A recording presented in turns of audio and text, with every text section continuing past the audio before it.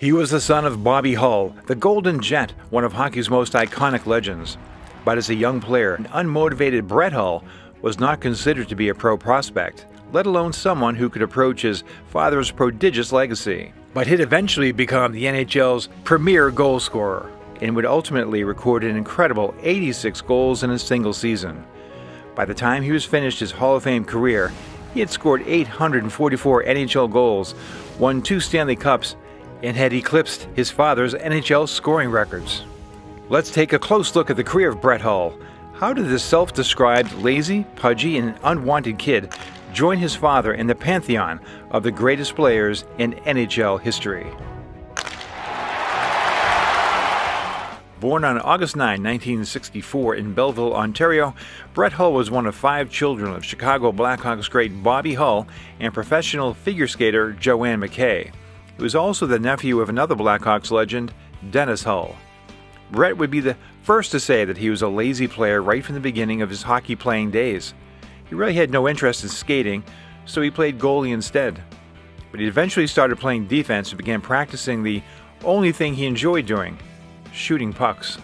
In 1972, when Bobby Hull signed a legendary $1 million contract with the Winnipeg Jets to kickstart the World Hockey Association, he moved his family from Chicago to Winnipeg. So from the age of 8 to 14, Brett Hull played minor hockey in Manitoba. Brett spent many days skating with the Winnipeg Jets after practice and became particularly close to Bobby's line mates, Anders Hedberg and Ulf Nilsson. His dad gave him little instruction, except to closely observe and learn from the dynamic Swedish duo. Brett's hockey days at Winnipeg were highlighted by winning the Quebec International Pee Wee Hockey Tournament in 1977, a tournament that featured future hockey legends such as Mario Lemieux, Patrick Waugh, Steve Yzerman, and Pat LaFontaine. In a huge upset, the Manitoba team won the tournament, with Brett scoring the series-winning goal. Although these were fun times for Brett, and the Winnipeg Jets were dominating the WHA, there was turmoil at home. Eventually, Bobby and Joanne would divorce, and in 1979, Brett moved to Vancouver with his mother and new husband along with 2 youngest siblings. Brett would have little contact with his father over the next decade. By the time he was 17, Brett became a self-described pudgy, fun-loving, and music-crazed bum who had basically quit hockey. The son of a legend was now unwanted as a hockey prospect, and he lacked the desire to become one. Despite his last name, Brett was all but forgotten in hockey circles. For instance, in Canada, after midget hockey, players can be drafted by a junior team, Tier 1 or Tier 2. Hull went unclaimed by both. He was first eligible for the NHL entry draft in 1982, but he was still playing in the juvenile league and he was passed over without any interest. At his mother's urging, Brett joined the Penticton Knights of the Tier 2 British Columbia Junior Hockey League in 1982-83, where he scored 48 goals in 50 games, and he began to enjoy the game again. Still, he was ignored at the 1983 NHL entry draft as teams remained unconvinced of his commitment to hockey. But NHL teams finally took notice of Hull following the 83-84 season, in which he scored 105 goals in 56 games and broke the league's scoring record with 188 points. Calgary Flames GM Cliff Fletcher selected Hull in the 6th round of the 1984 NHL entry draft, 117th overall. Hull accepted a scholarship to play for the University of Minnesota Duluth in 1984-85, and he scored 32 goals as a freshman. His skating was still poor, but he terrorized opposing goaltenders with his powerful shot. In 1985-86, he broke the school record with 52 goals. Hull was named a WCHA First-Team All-Star and was a finalist for the Hobey Baker Award as the NCAA's top player. Brett wanted to play in the 1986 World Ice Hockey Championships, and as a dual Canadian and American citizen, he was eligible to play for either country internationally. Hull was passed over by Team Canada when they selected their squad for the tournament. However, Team USA invited him to join their team. Hull accepted and led the team in scoring with 7 goals and 11 points. He would play for Team USA for the rest of his career. Choosing to turn professional following his sophomore season, Hull signed a contract with the Flames and joined the team during the 1986 Stanley Cup playoffs. The following season, the Flames assigned Hull to their American Hockey League affiliate, the Moncton, New Brunswick Golden Flames. Old school head coach Terry Crisp often benched the undisciplined Hull and actually wanted to send him to an even lower minor league. But eventually, Hull earned a regular shift and scored 50 goals and 93 points and was chosen the AHL Rookie of the Year. But Hull's climb to stardom was briefly stalled when he was cut from Team USA for the 1987 Canada Cup in place of Chris Nyland. Making this rejection particularly painful was the coach of the team was Calgary Flames coach Badger Bob Johnson.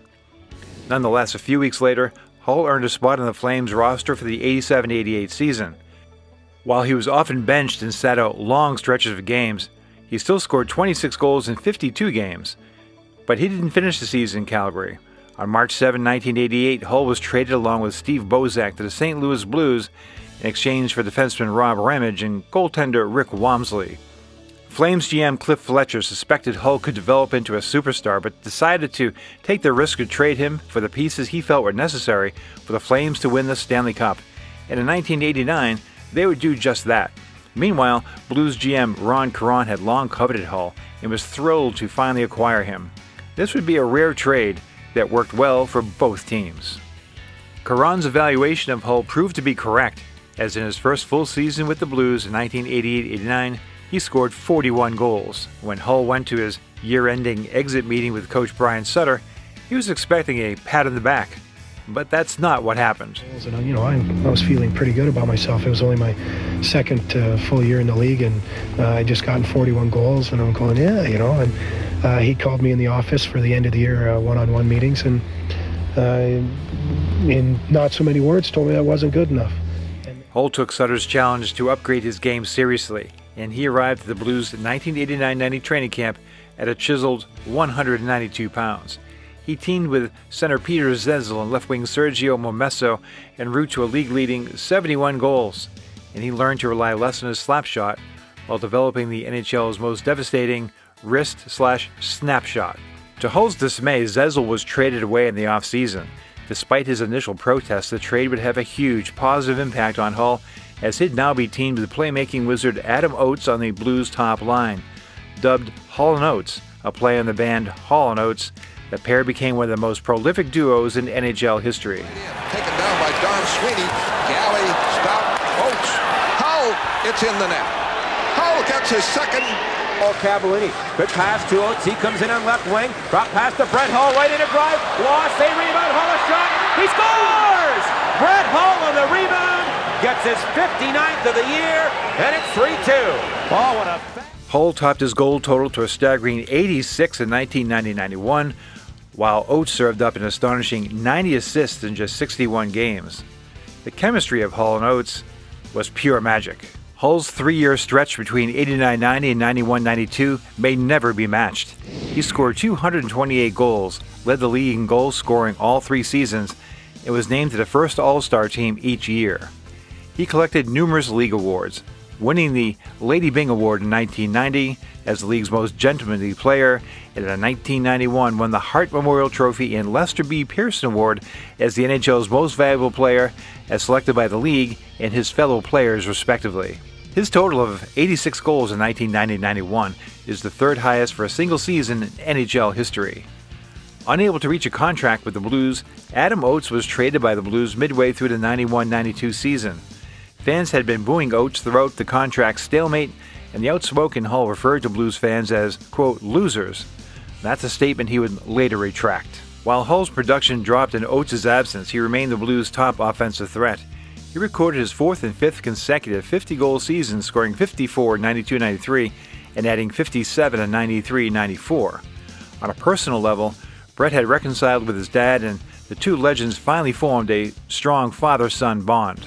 As he continued to pile up goals, the comparisons to Bobby Hull would persist. Father and son certainly did not share the same body type or skating ability.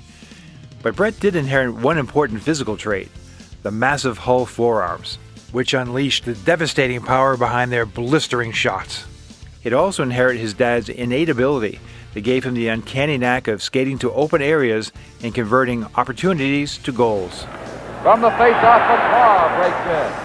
Across the Hull, hat-trick! Despite his amazing goal totals, Hull was often criticized for his indifferent defensive play and the Blues' lack of playoff success. He clashed with head coach Mike Keenan, who joined the team in 1994-95. Hull, who had been named team captain in 1992, was stripped of his captaincy. There was hope for improvement during the 95-96 season when the Blues acquired Wayne Gretzky to be Brett's center, but Gretzky would play just 18 games with the team and Keenan did not re-sign him for the 1996-97 season. In the following preseason, Hull led Team USA to a first-place finish in the 1996 World Cup of Hockey with 7 goals in 7 games. Canadian fans turned on Hull in the semifinal against Russia as fans in Ottawa loudly booed Hull and chanted "traitor" towards him. Team USA gave me an opportunity that I'll never forget, so I'm not going to be disloyal to them. And so I said I am committed to Team USA no matter what. Every time I got the puck, they'd boo me. Brett Hull on right wing, and he's hearing the boos. And I look at Doug Weight and I'm like, has it gotten to this? The Russians are more popular than us? And we just said, let's just give it to them. Hull shoots, he scores! Brett Hull makes it 4-1, Team USA. By early 1996, Hull and Keenan were blasting each other in the media. Forced to choose between player and coach, the Blues fired Keenan on December 19, 1996. After 43 and 42 goal seasons in 95-96 and 96-97, Hull scored 27 goals in 97-98. He became an unrestricted free agent following the season after rejecting a 3-year, $15 million offer from the Blues because the team refused to include a no-trade clause. He left St. Louis, signing a 3-year, $17 million contract with the Dallas Stars on July 2, 1998. It was with the Stars that Hull scored his most memorable and controversial career goal. The Stars reached the 1999 Stanley Cup Finals against the Buffalo Sabres. The 6th game of the series went to overtime, tied 1-1, while Dallas held a 3-2 series lead. At 14:51 of the third overtime period, Hull collected a rebound in front of the Buffalo net and put the puck past goaltender Dominik Hasek to win the game and the Stanley Cup for Dallas. The Sabres immediately protested the goal, as NHL rules at the time stated the player could not score a goal if any part of his body was within the goal crease. Replays showed that Hull's skate was within the crease when he scored. However, the NHL ruled that he had possession of the puck prior to entering the crease, making the goal legal. So, what's your opinion? Should Hull's goal have counted? Let us know in the comments section below. The Stars chose not to exercise their option on Hull's contract for the 2001-2 NHL season, making him a free agent. Although he received superior financial offers from the Montreal Canadiens and New York Rangers, Brett chose to sign a 2-year, $9 million contract with the Detroit Red Wings to pursue a second Stanley Cup championship. He joined an already star-studded team that earlier that same offseason had acquired goaltender Dominik Hasek and left wing Luc Robitaille. Hull subsequently scored 30 goals that season as the Red Wings earned the President's Trophy as the NHL's top regular season team. Hull played in a line with Boyd Devereaux and rookie Pavel Datsyuk, a combination which Hull referred to as, quote, 2 kids and a goat. Hull would then score a league-leading 10 goals in the 2002 Stanley Cup playoffs as the Red Wings defeated the Vancouver Canucks, St. Louis Blues, and the Colorado Avalanche en route to their 4th final appearance in 8 years. Hull scored key goals in Detroit's Game 3 and 4 victories against the Carolina Hurricanes in the finals as the Wings won the Stanley Cup. That right side, pass comes through the middle. Score!